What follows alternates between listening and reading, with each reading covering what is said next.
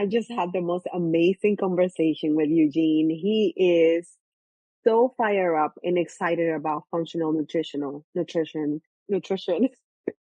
You know what I mean?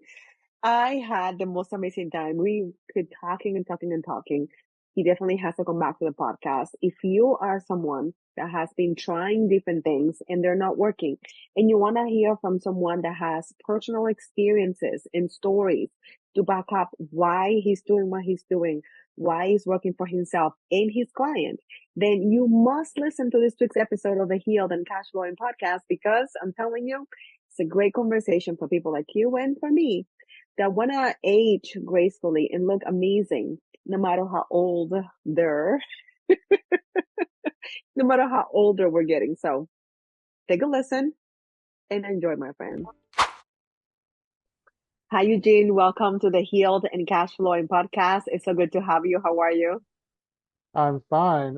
Thank you for having me. Absolutely. It's a pleasure. So for those that don't know you yet, can you tell us a little bit about yourself? Well, my name is Eugene Smith. I'm the creator of Be Life Like Nutrition. We're a functional nutrition practice, um, meaning we we do root cause solutions. We do a comprehensive assessment of a person. And we use that information to kind of go in and figure out what's really going on, where they might have some imbalances, whether they're nutritional, whether it's psychological, or whether it's uh, something in that nature, to kind of find out what's going on with them. Oh, awesome. Thank you so much for sharing that. How long have you been doing this? I've been practicing nutrition, ooh, officially for 3 years, working on my own nutrition for the last 10 years. And that gave me a huge background. When finally went through a certification program, that I had a nice foundation to fall back on Yeah, that makes sense. from experimenting on myself. That's usually the way it goes. So what prompted you to decide to go on this journey about 10 years ago? Well, my father had passed, and he passed from bad health. And a little bit before that, I guess a couple of years before that, I had started growing.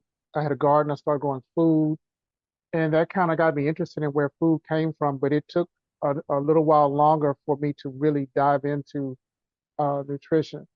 Um, but when my dad passed, I was like, no, I don't want to put anybody else through that. So let me get myself together. I was about 211 pounds at the time. I wasn't working out, and I have a military background. So all through my 40s, I was pretty much a couch potato. So my dad died at early 50s when I was 50, I'm sorry. And so at that point, um, I was like, let me get myself together. So I remembered from the military, basically, okay, before I start working out, let me start eating correctly. Or let me start fueling my body. So that's what I did. And when I did that, I started, doing a lot more research. And then I started training, basically training 6, 7 days a week to get myself in shape. And then I got myself in shape, and I was like, well, what can I do with this? And I've discovered I was doing a lot of running, and I discovered they had a master's track, which is track for people over 30, basically.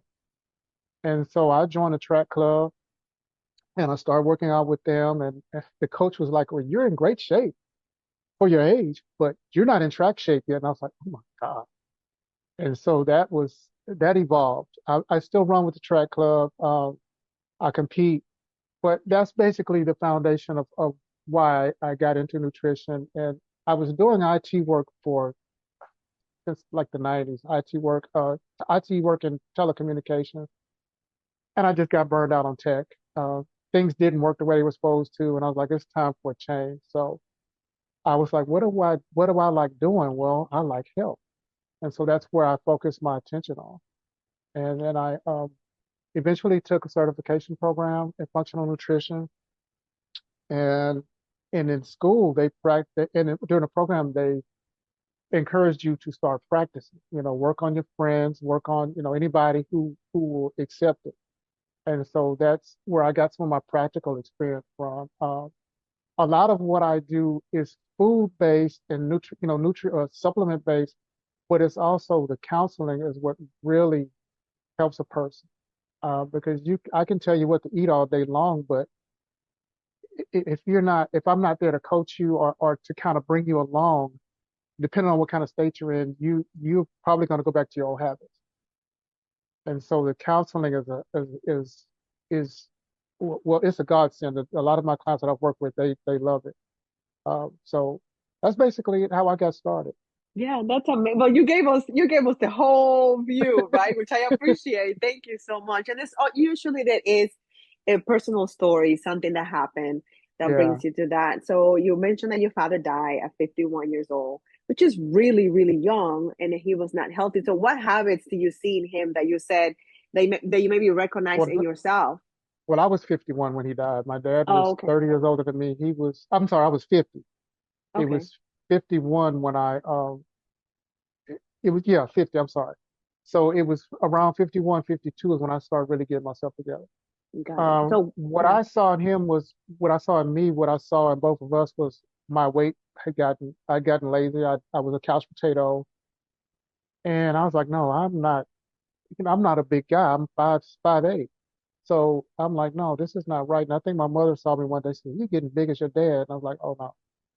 And Oof. so this was all during that kind of that time when he was before he really got sick. And I was tilting toward healthy, but still not there yet. I was growing vegetables and you have to grow a lot of food to eat a lot of food. So I wasn't growing that much, but I was experimenting. But it gave me a good background. But anyway, when my dad got sick, I was like, no, I don't want to put anybody through this, and I don't want to go out like that. So Yeah. that's what was my motivation. Yeah, so it's almost like a little bit of a wake-up call to like this could happen to you too, basically. Yes, yes, yes, Yeah, definitely. I love that. Um, So I wonder what prompted you to go, because I love what you said at the beginning. You said that you go root cause. Why didn't you say, let me go to traditional medicine and avoid what he did? You went a more natural route. Why not traditional medicine? well, because I did not like, I looked at dietitians, I looked at the dietitian curriculum, and I was like, no, that's too much like traditional medicine or Western medicine. They have certain guidelines that they have to follow, just like if you're going through med school. What I liked about functional nutrition was it's holistic. Well, my program was holistic. They taught physiology, and so when I saw that curriculum, I was like, yeah, this is the course that I want. Um, and so they taught us how everything works in synergy. If like if I'm doing an intake with you on my intake form, I'm going to talk to you about trauma. I'm going to ask you about trauma. If you've been through any kind of trauma, because that's going to affect that can affect you the rest of your life.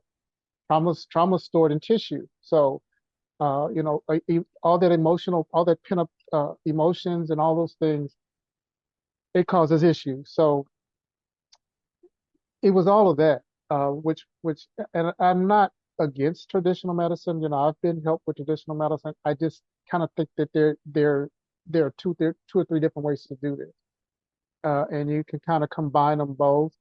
Or in my case, I work with some of my clients. I work as a part of their care team where they might be seeing their regular doctor, and I might come on as just an addition, and try to work with their doctor if the doctor is open to it.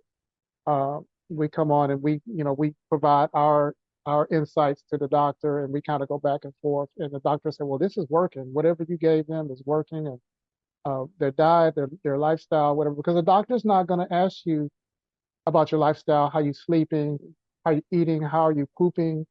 They don't have time. They don't get paid for that. The insurance company is not paying. They can't bill for that. So that was another reason why. If that that makes sense. That makes sense. Yeah. And I love that you mentioned that because I am seeing that through my parents right now. My mom has a regular doctor she's had for a very long time. And by the time she has to wait for a long time to be seen, and by the time she gets to be seen, the doctor asks, like she mentioned this the other day, she said, she asked me these questions that she's never seen me before. And she's Hmm. been going there for over 10 years. And the doctor is so busy that she didn't even remember like what surgeries my mom has had. And it's a very Hmm. small practice.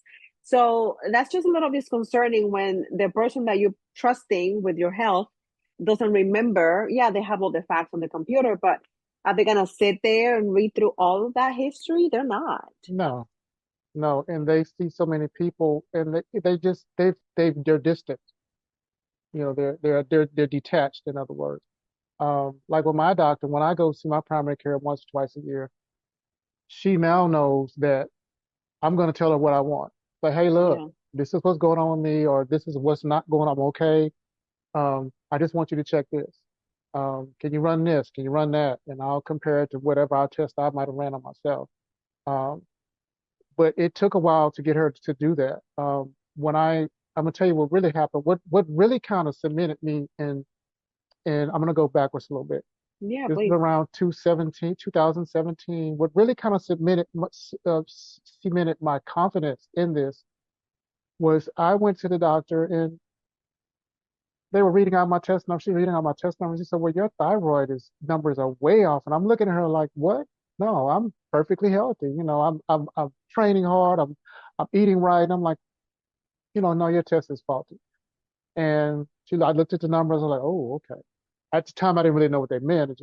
She said, "Your thyroid, you have hypothyroid." And I was like, "Okay." So I'm gonna prescribe you a synthetic hormone, Synthroid. I looked at the side effects of that, and I was like, "I'm not taking that." So then I Yeah. looked at my diet, and I was like, "Well, what am I eating that might be causing this?" And so what I found out, I was eating peanuts. At the time, Mm, I had went plant-based or primarily plant-based, so I was trying to make up for lost protein, and this was during yeah. my Yeah. experimental phase. And so I said, okay, let me cut out the peanuts and to be on the safe side, let me cut out the broccoli and the cauliflower. So I cut all those things out. I went back to the doctor a month later because she was concerned. And I think I was with the PA at the time. I said, well, your numbers are half. Okay, whatever you're doing, keep doing. And I went back a month later and they were like, well, your numbers are normal. You must have took the Citral. I said, no, I threw that crap in the trash. That's not the word I used, but I Yeah. threw it in the Yeah. trash, doc. I told you I wasn't going to take that. She said, well, how did you do that? I said, I just tweaked my diet. I know what I was eating, so I just knew I looked to see what I needed to take out to get better. And so that really gave me confidence because she brought her whole staff in. They were all looking at me like, well, how did you know to do this? And I'm like, Yeah. research. I mean, I read, there's the internet, you know, but a lot of them are so, they think because you don't have the same education that they kind of look at you side-eyed when you give them a fact about yourself.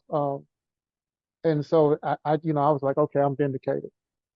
So Yeah. ever since then, it took her a couple of more years, but now she's like, well, what do you want to test? I'm like, okay, I want to test Yeah. this. And she doesn't give me any Beautiful. flack. And we'll sit there and have a nice conversation. So I need to become one of your clients because I'm doing too much sugar. And I said, well, you got my information whenever you're ready. Um, Wow. That's yeah. powerful. That's so And that, powerful. Now, yeah, go ahead. no, I was just saying that's what kind of really gave me confidence because Yeah. at the time I was like, what am I doing? I don't, am I doing the right thing by not taking this? But I followed my intuition. My body was like, no, we don't need that. So That is so good. I love that you follow that because it's something that you said she gave you a solution. And for those that are only listening, I'm using air quotes here. She gave you a solution, but the solution came with a whole bunch of side effects. So yeah, it was going to fix something and it was going to mess up a whole bunch of other stuff. and it would more than likely I would have probably been on it for a while or for the rest of my life. I don't know. Right. Which is very convenient, right? Right, which is going to cause downstream effects of something else. I will need Yep. another medication to do that, but to take care of Yeah. that. So, and then it Another goes on and on and specialist. on. And yeah, Right. exactly. That is so. I'm glad that you listen, and I love that you said that word. You were vindicated. Like I'm experimenting with myself, and then she's impressed. The one, the doctor that went to medical school Yeah. and did all that studying. And I'm like, okay, I'm gonna be onto something here. Oh, well, I got another story about that. Yeah, yeah, please. So I had to have well, I didn't have, I had some cosmetic surgery. I had some lipomas on my side. Those are like, uh, fat deposits and Hmm. they don't know what causes them. So Okay. I was like, well, I look kind of lopsided. I want to, because my body composition is pretty nice, but I'm do this, and I'm like, that's lopsided. No, can I get rid of that? And so the doctor said, yeah, we can get rid of that. And I was like, okay. So I was having surgery for that, and right before I went into the ER, I mean not the ER, but the operating room, the OR, the surgeon who was getting ready to cut on me, he says, well, I read your chart, and it says that you cured your hypothyroid without taking a synthroid.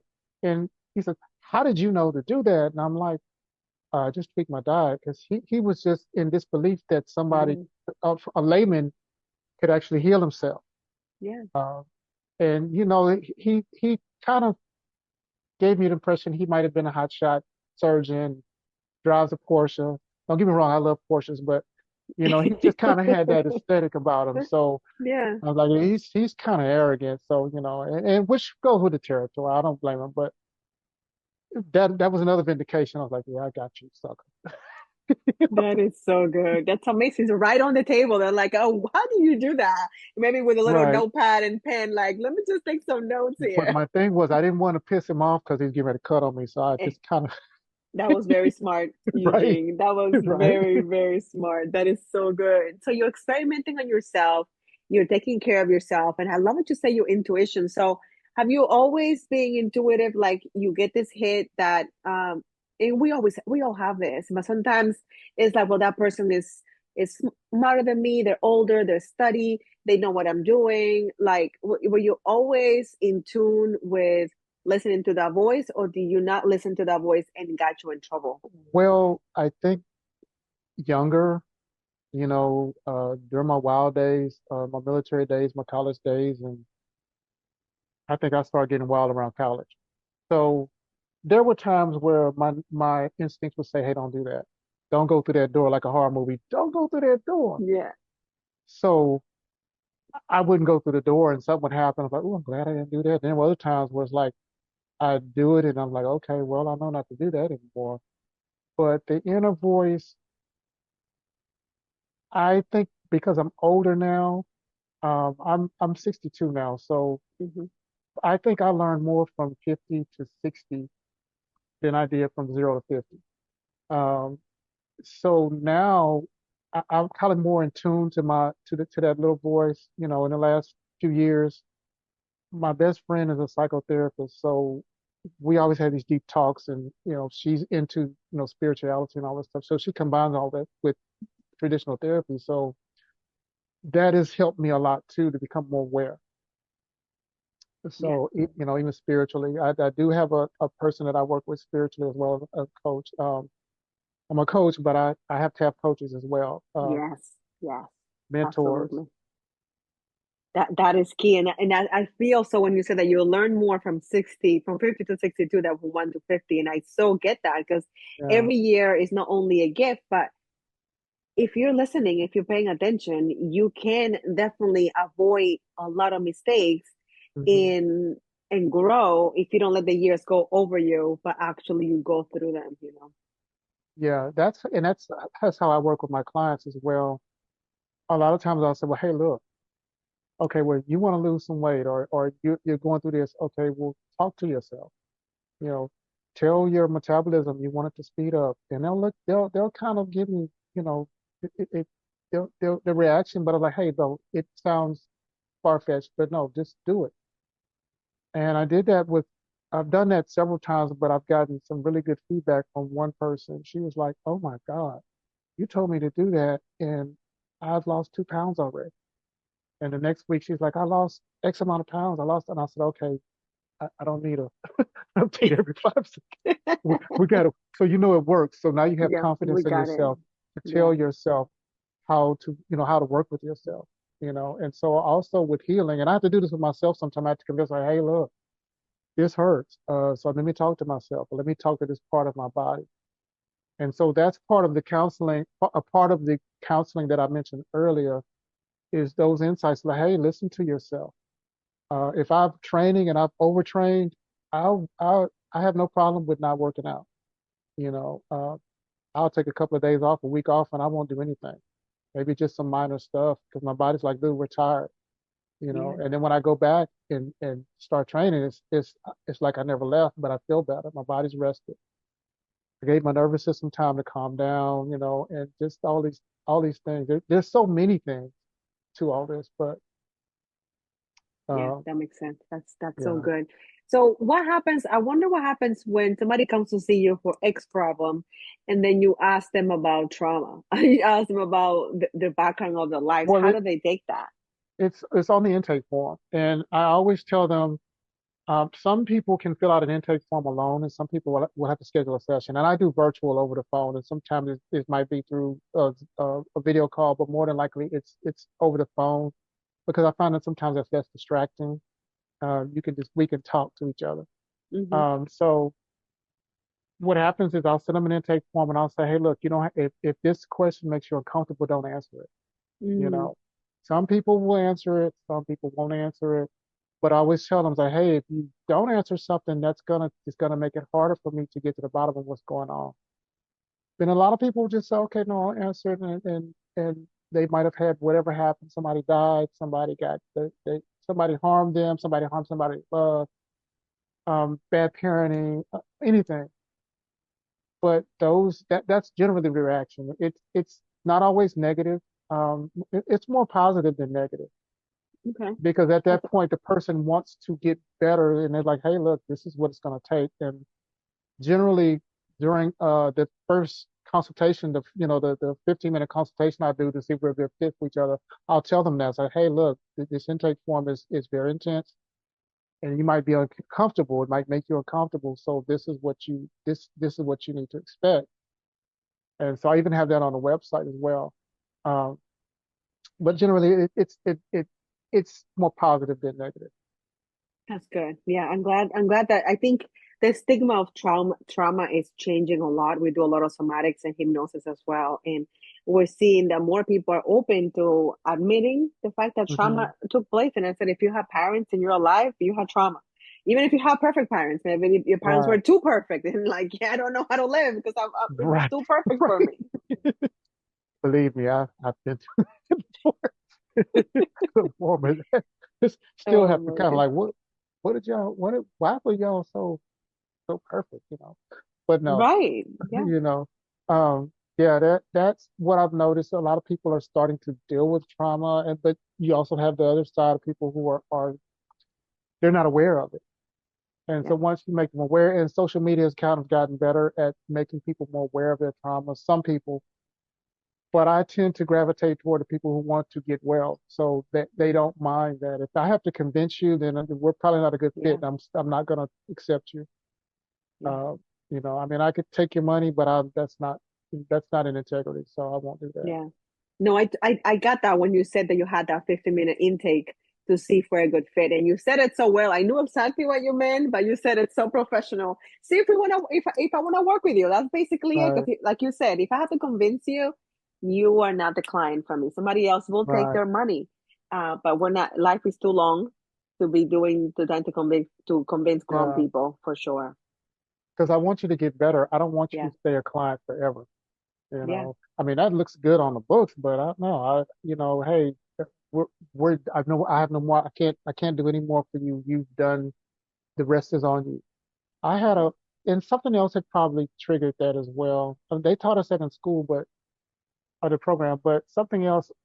When I got back out of the military, my dad had a vending machine company, and I was helping him do vending machines. And I'm fresh out of the military, so I'm trying to do everything quick and efficient. I was doing soda. I was doing 150 cases of soda a day. Wow. We had this big contract with the local university, and I didn't like taking anybody with me because I get done faster. That stubborn army crap.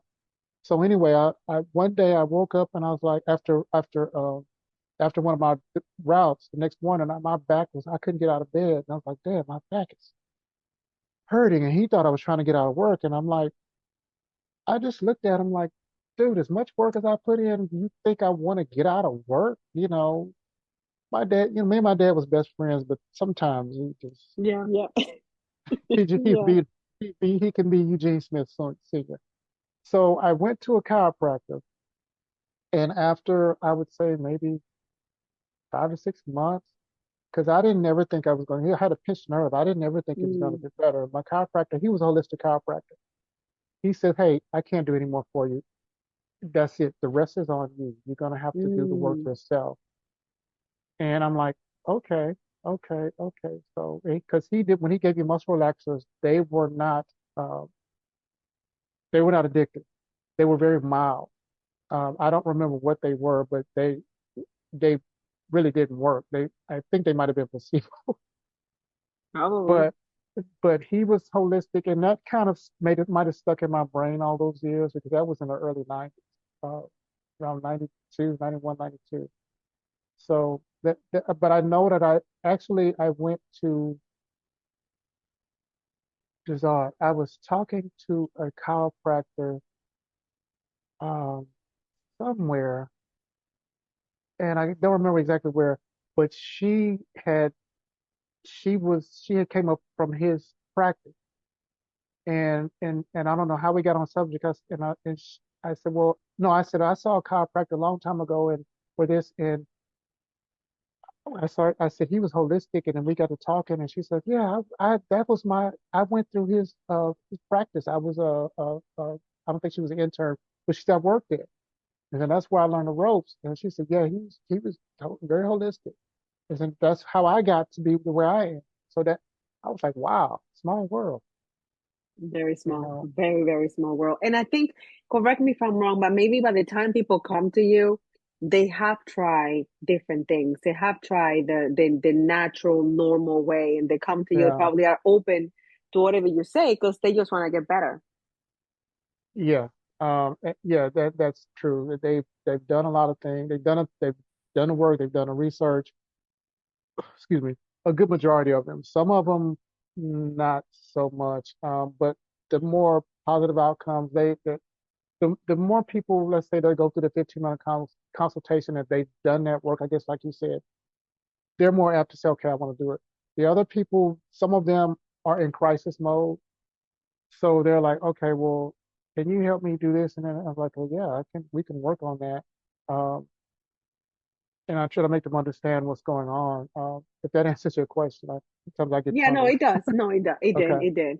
Yeah, because I think it makes a difference. And I love you say crisis mode. And those are sometimes the people that you don't want to work with because they're looking for a magic pill or something that's gonna Yeah, work immediately when they have done years and months of damage. And it's like, give me a pill or do something, say some mumbo jumbo, and then I get better. That's just not gonna work. I had a client or a would-be client last week who I've been talking to off and on for the last year and a half, and he's like, "Well, I want to work with you, and I want to, I need to do this and that," and I was like, he's like, "Well, wow, you're 62 and you look like you're," and I'm like, "Well, yeah," but I knew from somebody else what kind of issues that he really had, and I was like, "Well, look, I can work with you. There's no problem. I would, he was one of those cases I wouldn't love to work with, but he was so." I don't want to say wishy-washy, but he was just so, and I think he was neurodivergent, and I think that's what the Mm, problem was. So I would send him all the stuff that he needed to see, to the literature, and he's like, "Well, what do you do?" And I'm like, "Dude, I just sent you to. I'm going to a dietitian now." And I'm like, "I didn't spend all this time trying to get you to come in and work with you, and you say you want to work with me, and you just go." And I was like, "Okay, look." But he didn't understand what I did. And I'm like, I sent you all the information. We've talked about it. We had the initial meeting. I even did something I don't normally do. I went and met with him. mm. And so it just didn't work out, And I'm like, well, I said, well, look, if you need me, call me. I'm done. But that kind of pissed me off, Yeah, you know? it would me too. And there comes a time when you are a practitioner or a professional where you cannot want it more than the person. You know, they say that you can Right. bring a horse to water, you cannot make them drink. Make them And there drink. are some Yeah. people that will come to you and say, I'm thirsty," and you're like, "Okay, I got what you need right here." Right. And it's Right. like they cannot get out of their own way. And I have learned to, you have to want it more than I want it for you, Right. Right. unfortunately. Because you're gonna have to do the work, you Yeah, know? you have to. At the end of the day, I can tell you, I can Right. give you all the answers. You still have to do your part. Yeah. You got to climb the mountain. I won't be at Um, the base of the mountain.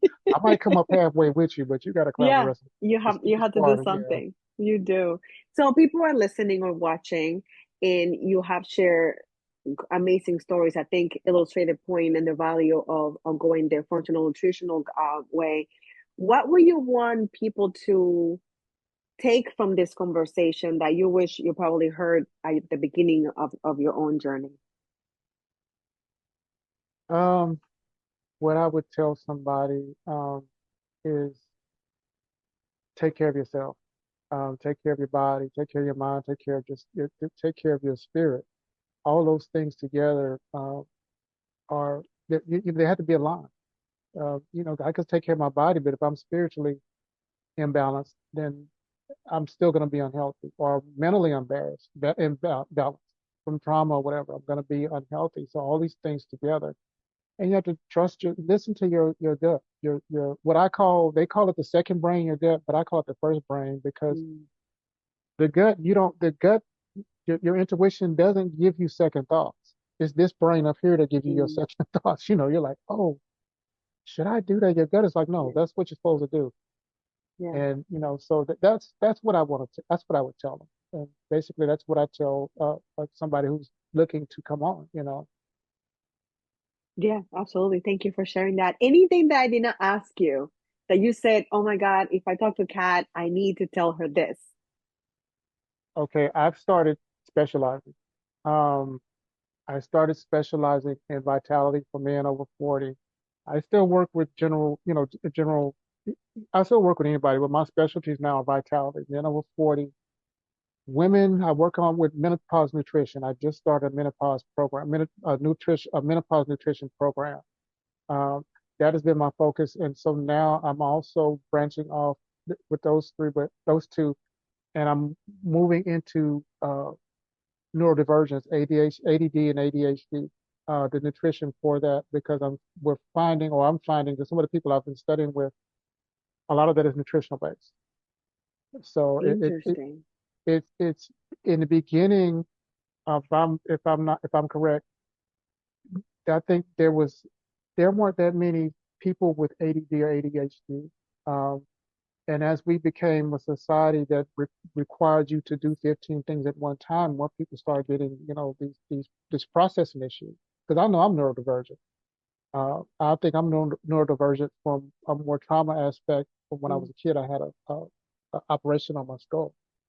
But that is something that's coming to play, and that's something that affects the overall health of a person anyway. So that's why I've been really digging into that. And the menopause thing was, I noticed that a lot of the women clients, they were going through it, and it's like, well, hey, this is something that I need to really look into because women don't have that.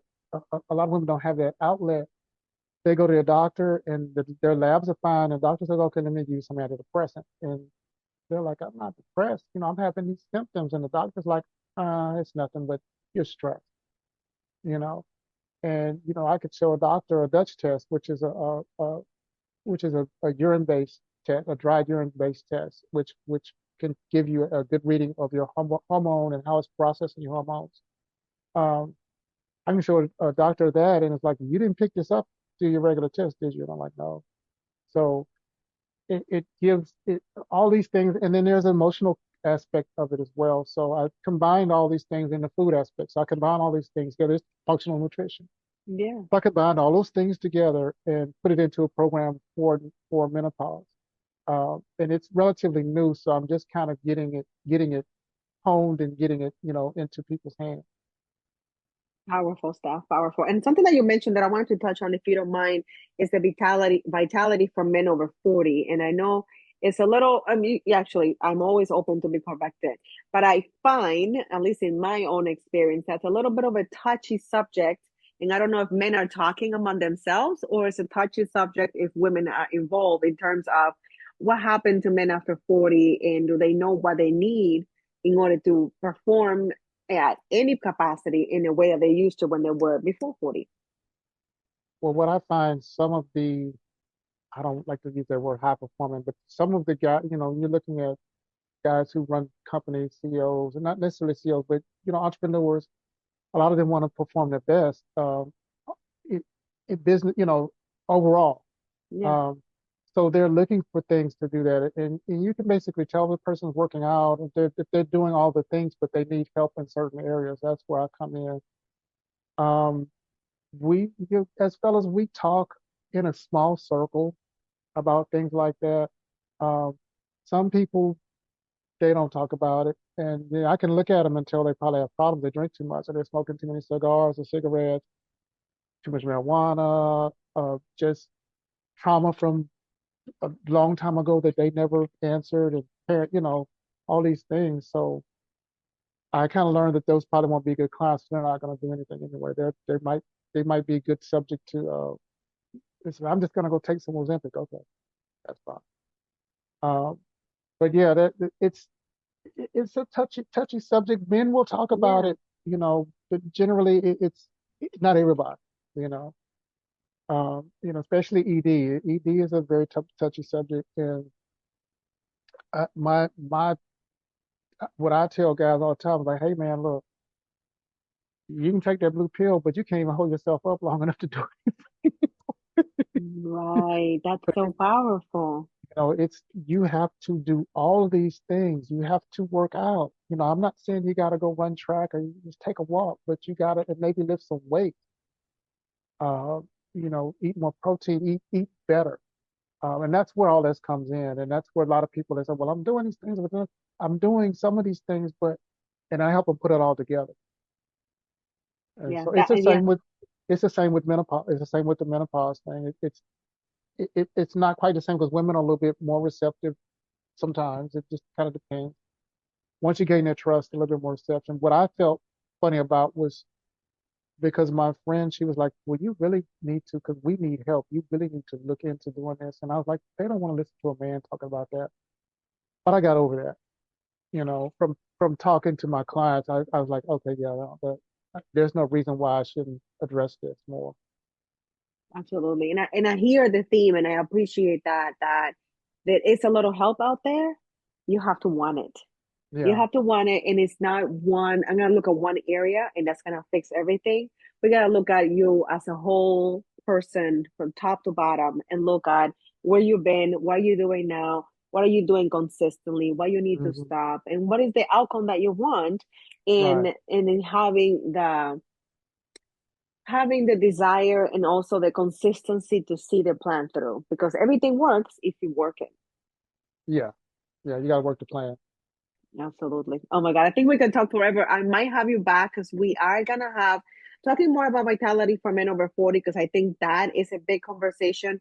Menopause and nutrition is a big conversation because in a lot of women that are going through menopause, I have gone through menopause because of surgery. And it is taboo. People don't want to talk about it. People get embarrassed. And more than half the population go through menopause. A lot of people go have ED and Uh, they don't want to talk about it. And it's like, it's happening to a lot of us. So we had to well, talk when about you it. yeah, I would love to do that. And I almost started to say, well, let's talk about let's talk about menopause Yeah. because I just got this great menopause program. But I was like, no, let's start from the beginning. And Yeah.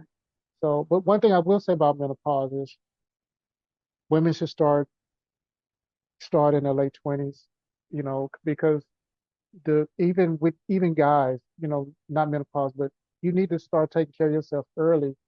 So when you get older, you're okay, and a lot of these problems that we're having won't creep up on you. But most women have less menopausal symptoms, or their symptoms are not as impactful if they start taking care of themselves in their late 20s and early 30s. If they start eating right and getting sleep, and just listening to their bodies. Some women's symptoms are just really horrific. And a lot of that could have been prevented had they started or known about doing these things earlier. Exactly. It's like when you think about going back to 2020, a lot of people had more difficulties and symptoms or passed away because of their current situation, health wise. And a Oh lot of my God. people, Yeah. I had it a couple of times. I was fine because I was already ahead of the game. And some people Hmm. they want to live life in a way that they're cashing checks. So they say that the body cannot writing check that the body cannot cash, and it's like you have one body. This is my temple. I take care of it because I want to be around for a while. And Yeah. that means that there are some things that I get to do that I don't have to, that I get to do in order to do that. Well, it's funny you should say that because when as early as the late night, 2019, I was like, man, it's going to be chaos because people haven't been taking care of themselves. This is coming. Okay. And that's what I was like, okay, I'm not worried about it. I know Yeah, what to do and what to take. I know what I've been doing. I know, but people were scared. And it's like, if you would have done these things or paid attention or not be scared of these yeah, things, it's not voodoo. This stuff works. it works. Um, but but I also blame the media, a lot of the things that went on in the media, propaganda, a lot of the politicians. It's you know the state of healthcare. I So do. I do. I it's do. for profit. Yeah, It's incredible, but it's up to us to get the information is out there, especially with yeah, AI, making it more accessible and easier to digest. The yeah. information is out there, and we get to decide that we can have better lives than our parents did, and now be part of the statistic and decide I want to have a better life. I want to be Exactly. here for my kids and to change people's lives. That's the beauty of what you're doing. Thank you so much for doing this, especially as a man, because I don't know a lot of men that are doing this amazing work. So I want to commend you for that because you're being an Thank you. example. And I'm sure you get people telling you, "Oh, you look so great." And I don't know if you ever get this, but I get it all the time. Oh, it's easy for you to say like you're skinny or something. And I'm like, I'm not, don't be Yeah, discounting all the stuff that I do because I hear it all the right, time. Oh, you look good for your age. No, no, no. I've been doing things. It's like these are right. the consequences This of is over 10 years 30 worth of years. work. Yeah, this is like for me. It's Yeah. like this is I said because I've we got a huge rise out of people when I showed, hey, this is what I look like at 50. Beer belly. I was drinking a lot of beer. I was partying somewhat, and I was huge. And then I had another picture where I had my shirt off, and I was like, yeah, and they were like, wow. And I said, yeah, that was me at 50. I said, I had to do all that work. And what do I have to go run track? Like, no, Yeah. you don't have to run track, but you have to pay attention to your body. You have to pay attention to these things, take care of yourself, and you can go where you want to go, you know. So yeah, that I get that all the time. Oh, you look good for your age. I'm like, this is normal. It can be normal. It Yeah, can't, you know what? It gets to be normal when we make it our normal. right, right. Because my mom is 90. My mom still drives. She still works. And she always said, well, but she drinks a lot of Coke. So I need to get her to stop drinking Yeah, to Coke. work on that. Yeah. She's like, no, I ain't doing that. But she's like, well, as long as I stay active, I retired and I got another job because I wanted to keep my mind moving. And Yeah. so, that's an inspiration for me, and we have guys on our track team. I think one of them just turned 90, and one of them is like 87, 88. One of them is 89, 90. And these guys are something else. I'm like, okay, so 70 and 80 is not a death sentence. Okay, all right, okay, I got it. They're still working out. They're not as fast, but they're not Yeah. slow either. It's amazing. That's tough. So Yeah. I love seeing that. And I tell people all the time, like, well, look, they're like, oh, you're skinny. I'm like, well, you can be skinny too, or you can be like you want to Yeah. be. You're just not. You got to make the effort. You have to make the effort. Yeah, even like now it as we're recording, we're rounding up the year, and a lot of people are making goals, and some people forget about adding goals for their future self. Like one thing that I said, okay, I want to I want to join a sport, and I Hmm. just wrote it down, and then I'm like, oh my God, I like pickleball. Pickleball. Hmm. I just said it, typed it onto my map, and I have something of under 6 miles. They have a program from January to April, Hmm. once a week pickleball. I'm like, okay, I can add that to all my routines. And Yeah. it's not just so I can be working all the time. I'm like, I get to work out more, but I get to meet other people. I get to leave the house. And that also adds stats on all the other stuff that I'm doing. And Yes. probably say, people, oh, it's overkill. You don't have to. I'm like, I don't have to, but I get to. Why wouldn't I want to add something else to my list? Yeah. That was funny when I first started running track. I used to be, I'm gonna go run track, and they're looking at me like, what? You're 50 something years old. What you doing running track? And I'm like, because it's something I want to do. Yeah. I was a musician as a kid, so I never went out. I played in the street, I played street ball, but I didn't go do things, because I was too busy playing, learning instruments. And so when I got older, I was like, well, let me really, let me relive something that I didn't do when I was younger. I always wanted to run track, and I never got a chance. So now I got a chance. And so and I was like, and my other thing too was like, I want to better myself. I don't want to Mm, just sit around. I don't want to sit around in a bar with you and drink all day. I want to go do something. I want to be yeah, functional at 60 years old. I want to yeah. look good. I want to be able to chase my grandkids around, pick them up, and I want to be healthy when they're 20. When I'm 70 and they're 20, I want to be healthy, and I want to be able to see them graduate high school, college, or whatever they want to do. I want to be able to see that. I want to enjoy it. Because like with my nieces, I had two girl nieces. I raised them since they were little to school age, and I'm still around them a lot, and they're like my daughters. So I'm like, man, I want to see them grow up. You know, I always tell them you can't date till 40, so get used to. Oh boy, that's gonna be a minute. But yeah, you know something, so I'm sure that's why you're saying that.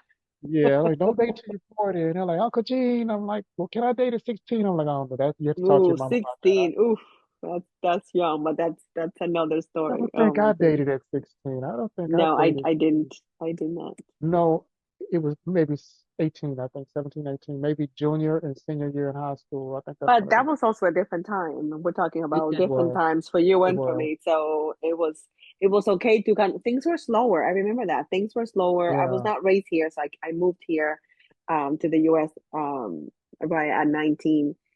So life was different. I was sheltered. Things were just slower. I remember. Think kids are growing way too Yeah. fast, I think. Yeah. That's very scary. There's so many things going on at one time for them, especially with social media. And it's like, well, yeah, I heard about that when I was your age, but I didn't see it. I Yeah. didn't see all Yes. this stuff. And it's like you Yeah. can't shield them from it. And that's the hardest thing to do. It's like I can't protect them from that. So maybe I just got to talk to them and get them to Yes. where they want to talk, Yeah. Yes. where they That's the trust key. me. Yeah. They don't just lock it away, and say, okay, I'm not going to sneak around. It's like, if you got a problem, talk to me, you Yes. know. Yeah. I always tell my daughter the same. She's now 20, but I always tell her, if you tell me and I don't find out, we're good. If I Right. find out though, And you that's didn't tell not me. gonna be good for you. And the things that she told me, I'm like, I would never fess up to any of this stuff. Never. But she did because she trusted me and I Yeah. kept my promise. If you tell me, we're gonna be okay. We'll figure it out. And that trust translated into our relationship today because we had I built that trust that just talk to me and we're gonna be cool. And that's exactly what happens. I think conversation in general, something that was not happening a lot when I was growing up, but now we know better and we can do better, right? Well, with my son, we'll have these deep conversations and he'll surprise me. And I'm like, what? He said, yeah, I listened to you when I was young. I was like, I see. Good, good. I'm glad some of this rubbed off on you. Like, yeah, I listen, and so some of the stupid stuff I might have did, he didn't do. Now, I'm not Oh. saying he didn't do anything stupid, but you know, Yeah, he kind of caught on quick, which is really good. I'm very proud of him for that, considering all the stuff that he's been through as a child. So yeah, that is something, it's kids are, I will say, I hate to say it, but they're a crapshoot. You can do all the things right, and they're gonna do what they do. Um, they will. that's what I told him about his children. I was like, hey man, look, you know, do the best you can. Cherish them, love them, love on them as much as possible. Um, but love them. Just love them. Keep them close to you. That's Create true. memories. That you will remember. Because when you get old, make sure that you have somebody to bring you some food. Yeah, absolutely. Because we're gonna get there. I'm skipping the whole old age thing, but some of us are gonna get there. Yeah. And No, I'm not I getting there. I'm gonna yeah, be no, I'm avoiding the whole 25. thing. I'm gonna stay I'm on this 25. path.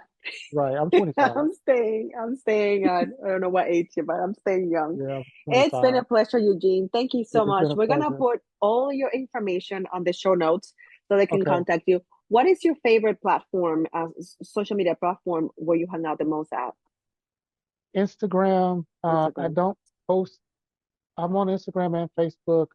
I don't post a lot on my company page. I post a lot on my personal page. It's not always nutritional. It's just it might be pictures of me running, or Okay. sometimes I will cross post. But yeah, I'm on Instagram, and then I have a Facebook page, which is Facebook at Be Life Like, letter B Life Like, and Instagram is the same thing.